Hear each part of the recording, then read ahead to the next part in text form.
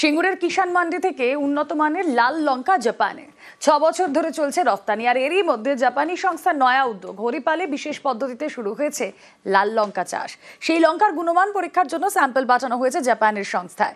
সেখান থেকে সবুজ সংকেত পাওয়ার অপেক্ষা।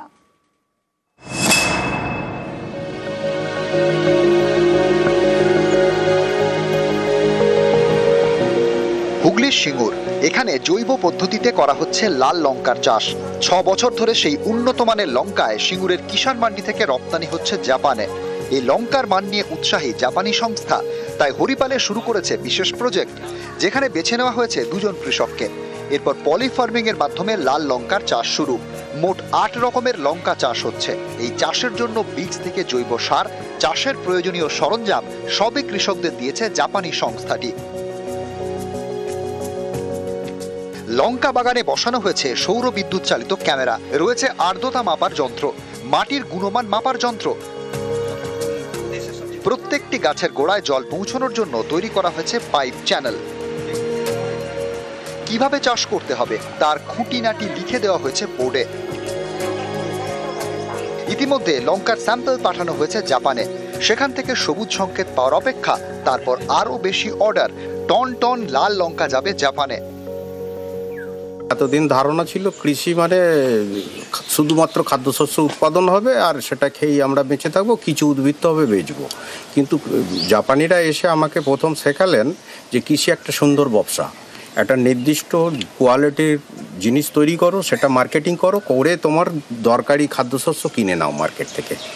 এখনো পর্যন্ত 160 কেজি লঙ্কা আমরা পাঠাতে পেরেছি জাপানে। আমার কাছে অ্যাপ্রক্স সারা বছরে 3000 কেজি আমার থেকে নিতে চাইছেন ফসল, শুধু আমার থেকে লঙ্কা। জাপানে লাল লঙ্কার চাহিদা প্রচুর। ভিয়েতনাম, থাইল্যান্ড থেকে লঙ্কা কেনে সেখানকার বিভিন্ন রেস্তোরাঁ, দামও অনেক বেশি। সেখানে সিঙ্গুরে লাল লঙ্কার দাম অনেকটাই কম। তাই এখানে উন্নত মানের লঙ্কা উৎপাদনে নজর দিয়েছে জাপানি সংস্থা। চাষও হচ্ছে তাদের দেখিয়ে দেওয়া পথে। এখন অর্ডার পাওয়ার অপেক্ষা। জাপানের যে রেস্টুরেন্ট আছে, চাইনিজ রেস্টুরেন্ট, ওখানে এই লাল লঙ্কার কিন্তু প্রচুর ডিমান্ড। সবুজ লঙ্কা নয়, লাল লঙ্কা। তো এই লাল লঙ্কা হচ্ছে তারা ভিয়েতনাম বা থাইল্যান্ড থেকে প্রচুর হাই প্রাইসে কেনে, 400, 500, 600, 1000 টাকা কেজি।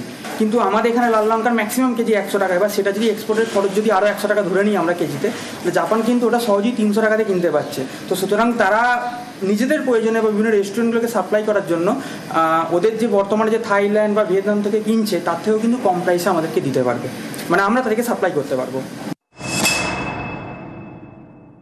কৃষক দুটো পয়সা পায়, সেই পয়সা পাওয়ার ব্যবস্থার ক্ষেত্রে আমাদের রাজ্য সরকারের উদ্যোগে জাইকো KSW জাপানি এই সংস্থা, তারা এই কাজ সিঙ্গুর থেকেই তারা করছে এবং বাণিজ্যিকভাবে তারা লঙ্কা নিয়ে গিয়ে তারা টেস্ট করছে এবং সেখানে টেস্টে অ্যালাও হলেই বাণিজ্যিকভাবে এখান থেকে রপ্তানি শুরু হয়। সিঙ্গুর থেকে রানা কর্মকার, নিউজ 18 বাংলা।